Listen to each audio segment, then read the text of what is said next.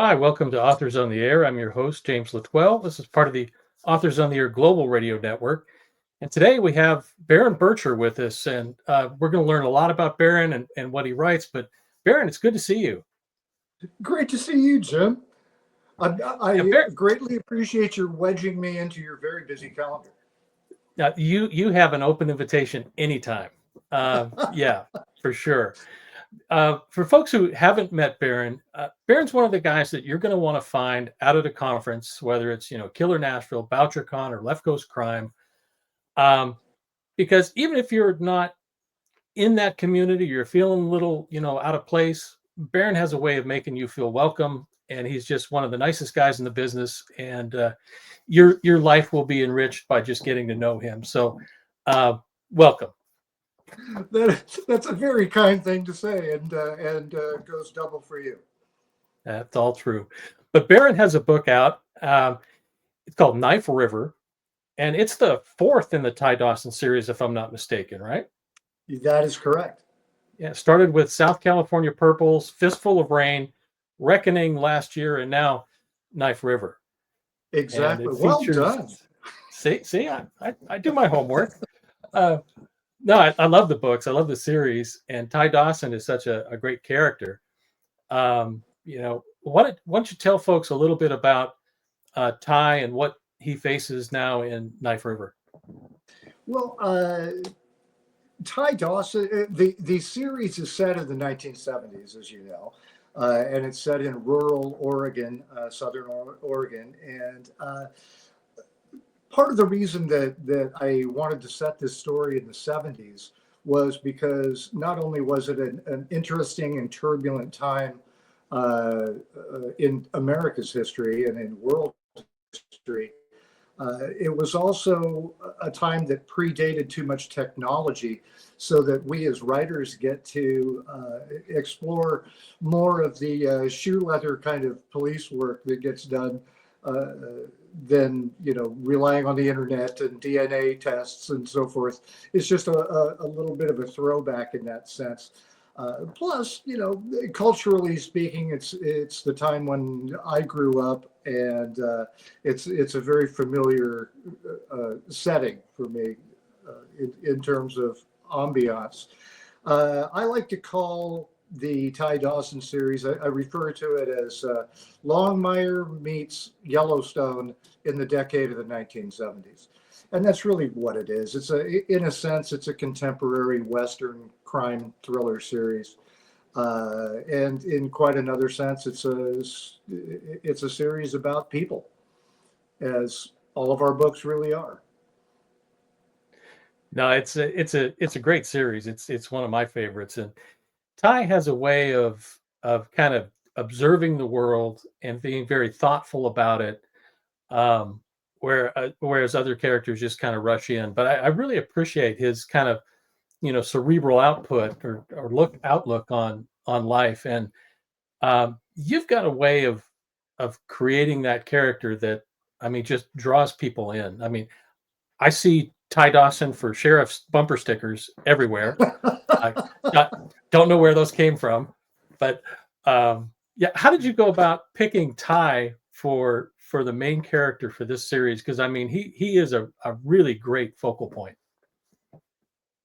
Yeah, thanks for that. I appreciate that. And yeah, the Ty Dawson bumper stickers are popping up here and there all over the country. It's kind of fun. In any event, Ty Dawson, to me, he showed up in my imagination kind of fully formed. And he's an amalgam of a lot of people that I knew in the 70s. I grew up in a very rural area back when Southern California was rural, and we were surrounded by cattle ranches and a lot of farming and that sort of thing.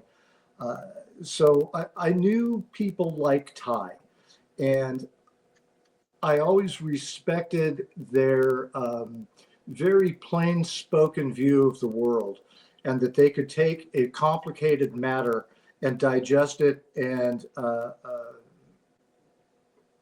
speak of it in a very concise and cogent way. And I've always liked that. I've always enjoyed the cowboy sensibility of speak less but say more. Yeah, and he does it in a way that, I mean, he makes his point very clear. And one of those points is in Knife River.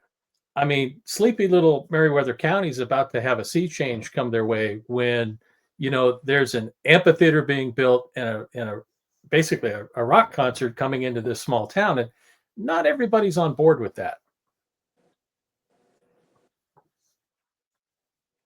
Yes, and this kind of came, the notion of a resort studio in a rural environment is really built on reality from the 1970s. It became fashionable in the early 70s for studios such as what became known as the Honky Chateau. There was the chateau in France that was set up as a recording studio. There's Air Studios down in Montserrat. There was also one in Colorado called the Caribou Ranch. And that one I got to have a very close personal relationship with, and actually visited a few times and got to know the producer that actually built that studio, a guy named Jim Guercio. And he was the producer of the band Chicago. And he built this hundreds of acres of wild land in Nederland, Colorado, on the Front Range there, and teeny tiny little town, and state-of-the-art studio. And before long, not only was Chicago recording there, but you had John Lennon and Paul McCartney, Michael Jackson, the Ozark Mountain Daredevils, Earth, Wind and Fire. Name anybody from the 1970s, and they probably recorded at Caribou Ranch Studios. And it really struck me when I was there how culturally the emergence of all of these world-class artists to pop into this tiny little mountain town in Colorado and just be there for weeks at a time while they recorded and let off steam and all the things that artists tend to do when they're misbehaving. And that all happened. And it really does create a cultural bit of turmoil in a tiny little town. So I took that idea, having seen it firsthand, and borrowed that bit of a storyline for the through line in Knife River. No, it was fun to see all the reactions and kind of counterpoint, in Meriwether County when that kind of descended on them. Yeah, that was fun. And the famous rock star that's come to town, come to Meriwether, Ian Swan. He's a really unique character now, and I had to wonder, was he kind of influenced by anybody that you ran across in your earlier career? He absolutely is. He too is a bit of an amalgam, but he's based on one artist in particular. And rather than spoil it for anybody, I'll just leave it at that. But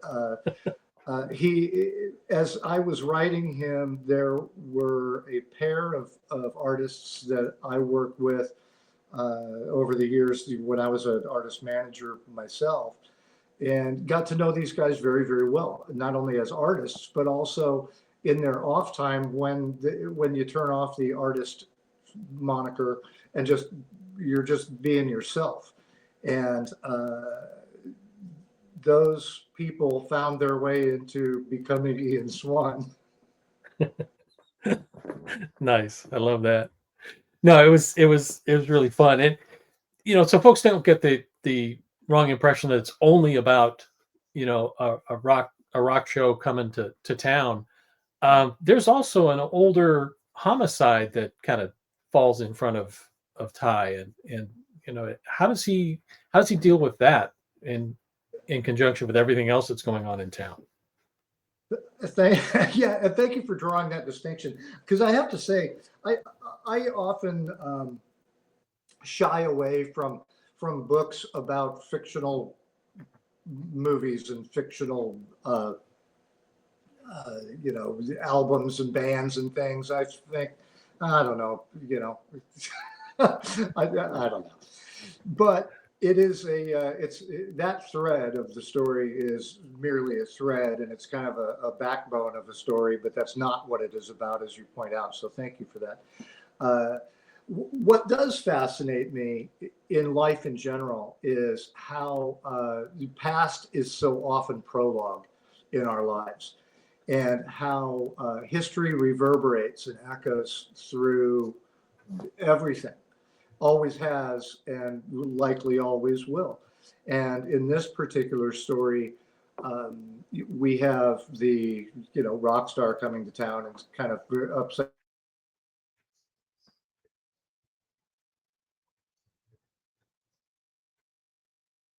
Ty Dawson's world is he trips over a crime that had happened a dozen or so years prior that really got swept under the rug, and he doesn't understand why. And it was quite a tragic story.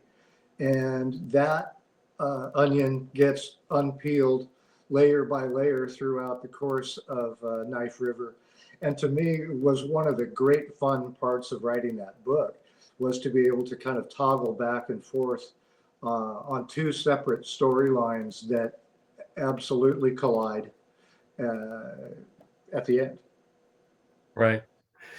Yeah, Ty and you have a great way of creating a set of characters. I'm not going to say secondary characters, because they all stand out, and they have a place in the story. But his relationships with the other characters in the story were really, really kind of fun to kind of follow, particularly with Ty and his daughter now, who's getting a little older and wants to be a little independent. How did that come together for you? Well, as I was writing this series, and here we are in the 1970s, and there's the Vietnam War is still going on. There's a lot of protests going on. There's a lot of social turmoil going on, not unlike now. And again, past is prologue, and the history reverberates. And or as what was it, Mark Twain that said it doesn't always rhyme, but it echoes, or something along those lines. It's true. And Cricket, the daughter, Ty's daughter, is in college, and she is being exposed to a whole lot of new and interesting independent ideas that were floating around in the 70s. And I thought she would be an interesting foil for him, because culturally speaking, I probably have more in common with Cricket, because I was more her age during that period of time in history. And I remember some tense conversations with my folks over this matter or that matter that was going on that seemed very, very important at the moment. And, passions ran hot. And it was just part of the time, I think. So she has proven to be a fun character, because she gets to voice the things that I was thinking back then too. Yeah, no, I think you did a great job in the way you described her as a foil to Ty. I mean, he's seeing everything changing around him, but then it's right in his face with Cricket when she's experiencing this, and he has to deal with it. He has to acknowledge what's going on in his world. So that was great. And I like that she is an independent woman of the age, and and that was sort of a new breed of woman at the time. This was not necessarily being embraced by everyone. So that's true. Yeah, women's liberation and all of that sort of thing, all of which sounds like such quaint little words now, but it was important and it was new. Yeah. So I see how you and you touched on it as we've talked here about why that 70s era why you're drawn to that. I mean, it's part of your experience, but it was a time a little bit more innocent than we have now. And I miss some of that. And and visiting with Ty kind of helps bring a little bit of that back. It does for me too. I'm always sorry when I get to the last chapter and I have to type the end, and I think, okay, well, shoot, I'm going to miss these guys, because I do.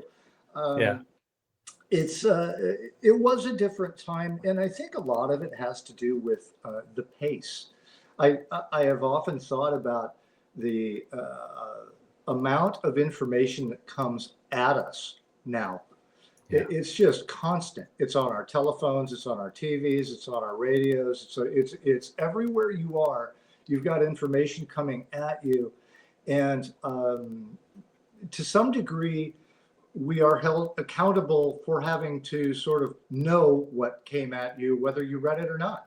So if someone sends you an email, you're accountable for knowing what's in it, whether you read it or not. Same thing with texts and all these other things. And I think, oh my God, there's still the same 24 hours in a day that we're all given, but they tend to get a little more clogged up. Yeah, that's a good way to sum it up. I mean, there's so much coming at us, and I envy Ty a little bit for not having to, I certainly do too. deal with that.